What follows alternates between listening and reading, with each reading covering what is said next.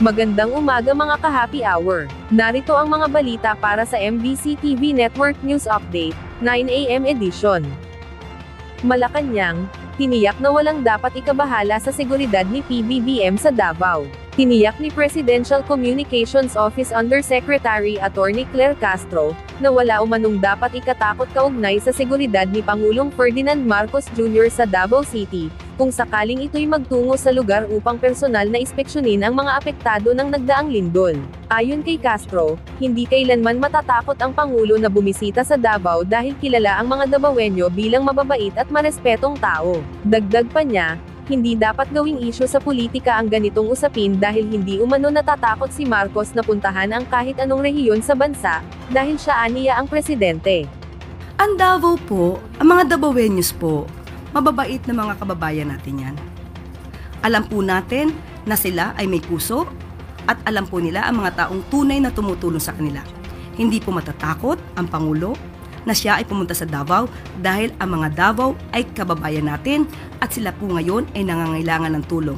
So wag gawing pamumulitika ito para takutin ang presidente para pumunta ng Davao. Hindi po matatakot ang ating presidente pumunta sa anumang rehiyon ng bansa natin dahil siya po ang presidente at siya po ay tutulong sa lahat na nangangailangan ng mga kababayan natin.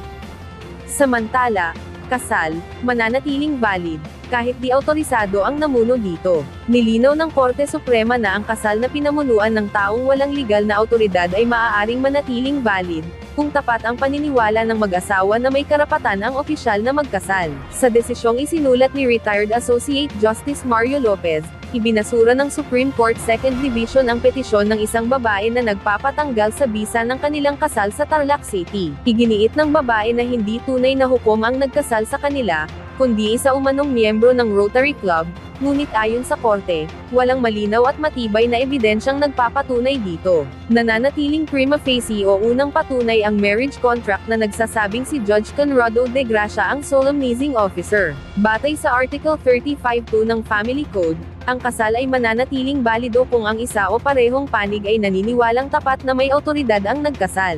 Binigyang diin ng SC na dapat igalang ang presumption of validity ng kasal, hanggat walang sapat na ebidensya laban dito. Sa huli, nananatiling legal ang kasal, dahil sa tapat na paniniwala ng mag-asawa. Sa iba pang balita, dagdag bawas sa mga produktong langis, ipinatupad ngayong araw. Magkakasabay na nagpatupad ng dagdag bawas ang mga kumpanya ng langis sa presyo ng kanilang produktong petrolyo.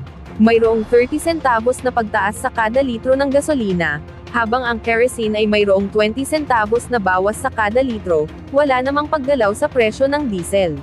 Ayon sa Department of Energy, na ang pagtaas ng gasolina ay dahil sa pagtaas rin ng mga negosyo at premium cost, habang ang pagbawas presyo sa kerosene ay dahil sa oversupply. Inaasahan na sa buwan ng Nobyembre ay magkakaroon ng bawas presyo ang mga produktong petrolyo, dahil sa inanunsyo ng Organization of the Petroleum Exporting Countries and its allies na kanilang dadagdagan ang oil production ng hanggang 137,000 na bariles kada araw. At yan ang mga balita para sa MBC TV Network News Update, 9 AM edition.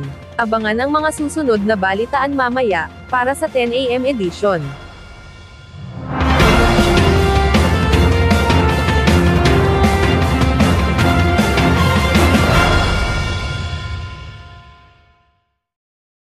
Mga ka-happy hour, kung gusto mong manood ang mga balita sa MBC TV Network News Update, mag-subscribe sa aming YouTube channel, i-like ang aming Facebook page, at i-follow sa aming TikTok account.